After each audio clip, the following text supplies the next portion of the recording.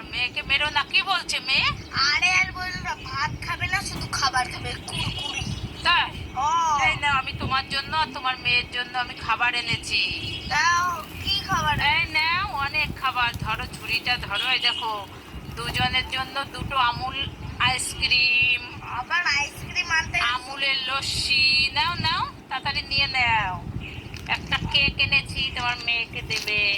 একটা chocobar ice cream এনেছি, একটা কর্নেটো আইসক্রিম এনেছি, একটা টেডি জেলি এনেছি নতুন খাবার, আর দুটো ঠান্ডা আছে, একটা আমের জুস আর একটা ঠান্ডা। খুশি তো? কি মজা, খুব মজা। এগো ভেবে